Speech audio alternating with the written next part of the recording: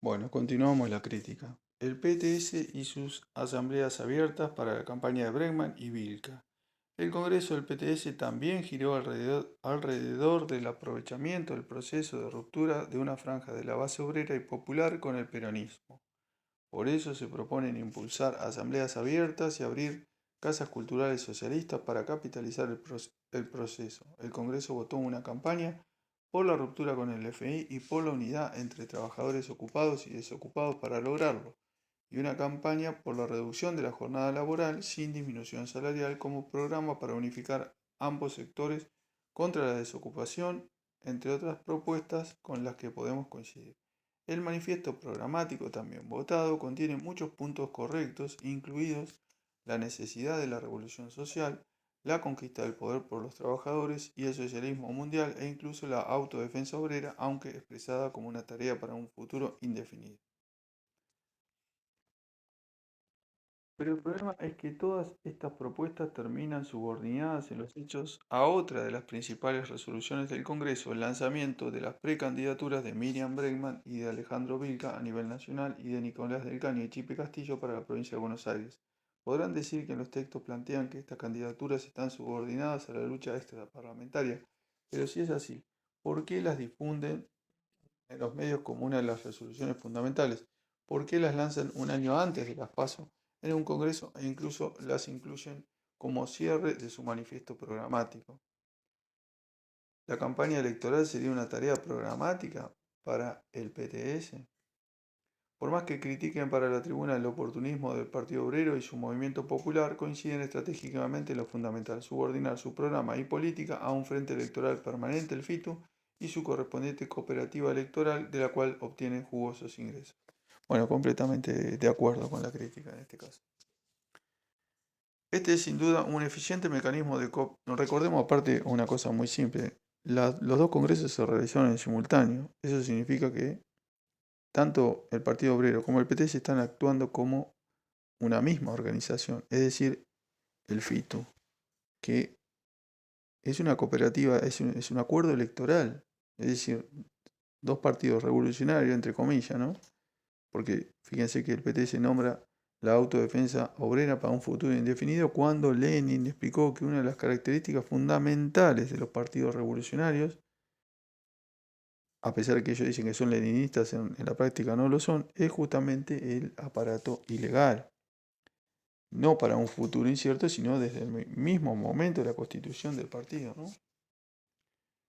Porque aún Lenin justificaba que aún en las repúblicas más democráticas del mundo, Argentina es una de las repúblicas más democráticas del mundo, sin duda, los dirigentes revolucionarios son objeto de represión y asesinato político, ¿no? Bueno, continuamos. Este es sin duda un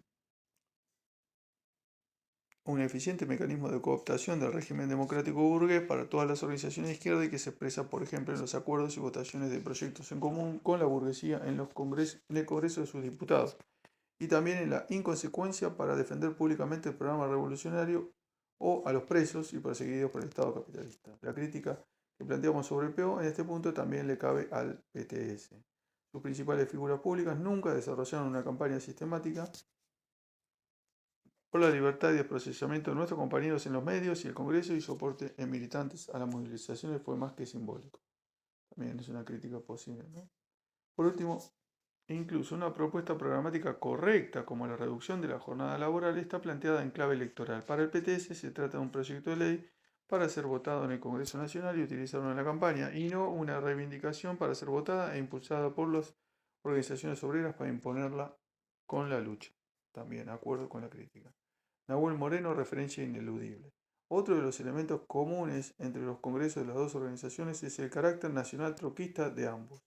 Este concepto no tiene que ver con discutir un punto internacional o algunos saludos de amigos de otros países. Se trata de que no se puede construir un verdadero partido revolucionario si no es en el marco de la construcción de un partido mundial de la revolución centralizado democráticamente, con congresos, elaboraciones, campañas y una dirección colectiva que oriente la construcción de los distintos partidos como secciones de una internacional revolucionaria. Esa fue la gran enseñanza de Lenin y la dirección bolchevique que tuvo como una de sus preocupaciones centrales la construcción de la Tercera Internacional. Bueno, totalmente de acuerdo con la crítica en este caso, ¿no? Fue la tradición continuada por Trotsky que en condiciones aún más adversas consideró como su obra más importante la fundación de la Cuarta Internacional para salvar la continuidad del marxismo revolucionario. Bueno, ya sabemos que Trotsky no fue un revolucionario marxista consecuente, ¿no? Por supuesto. Y fue también la tradición que continuó Nahuel Moreno, que como siempre dijo, dedicó sus mayores esfuerzos a esta tarea. Bueno, lo mismo se aplica al caso de Nahuel Moreno. Más allá de que tanto Trotsky como Nahuel Moreno son ejemplos de antimarxistas militantes, y esta misma publicación, ¿no? Como dije al principio, por eso estoy criticando el texto, es correcto lo que dicen.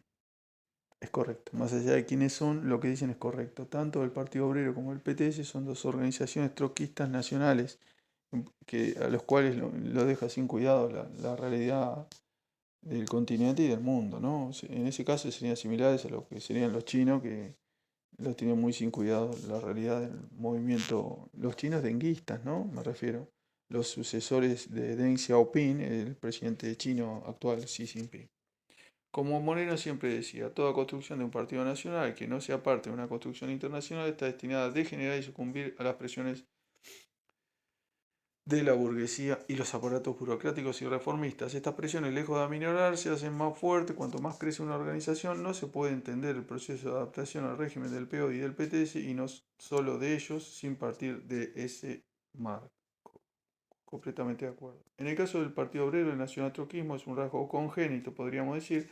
En toda su historia nunca fueron parte de la construcción de una verdadera organización internacional. La efímera CRCI de Altamira nunca funcionó como tal y se disolvió hace varios años sin pena ni gloria, sin haber podido sacar nunca una sola resolución en común.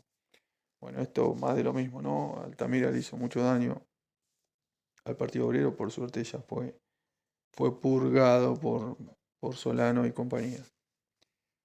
En caso del PTS, su nacional troquismo está disimulado en la FT, de la cual participan varios grupos de distintos países. Estos reproducen en general las elaboraciones y orientaciones del PTS, que actúa como su partido madre, pero no se organizan orgánicamente como una internacional centralizada democráticamente, con congresos periódicos y una dirección internacional efectiva. Bueno, totalmente de acuerdo también, ¿no?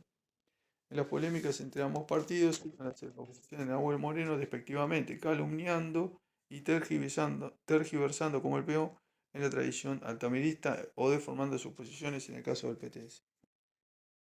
Bueno, en ese caso no sé a qué se refiere, pero estoy completamente en contra de Moreno, por supuesto, ¿no?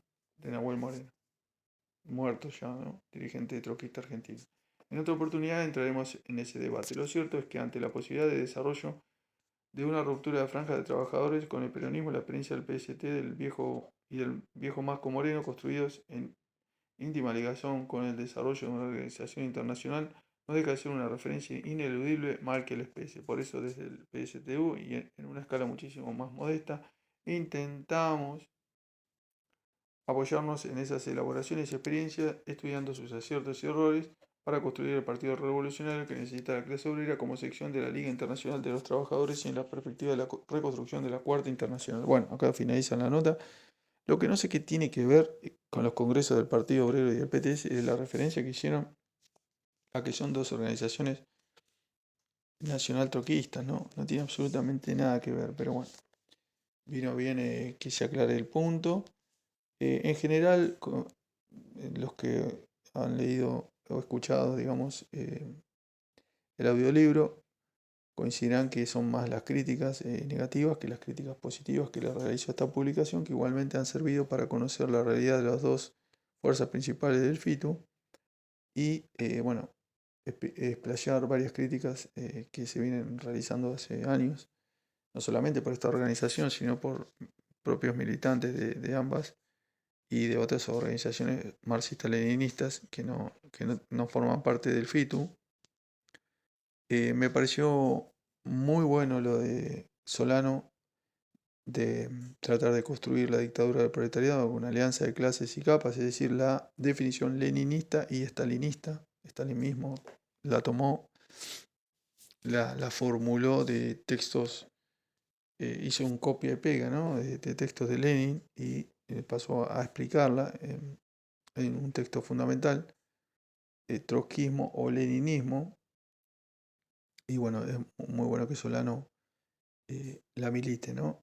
Más allá de, como decíamos, amplias limitaciones que tienen estas fuerzas políticas que integran el FITU que no son revolucionarias. En el caso del PSTU, por sus escandalosas posiciones eh, políticas, ¿no? Que no tienen absolutamente nada que ver ni con el leninismo ni con el trotskismo siquiera. Sí, el trotskismo en cuanto a arma eh, política en manos del imperialismo yanqui, en ese caso sí, ¿no? Pero tampoco eh, el PO y el PTS son organizaciones revolucionarias, por supuesto, justamente por su carácter nacional, como decíamos antes, por su carácter legalista y electoral, ¿no? Como señalaron correctamente en este caso la crítica. Venceremos, camaradas.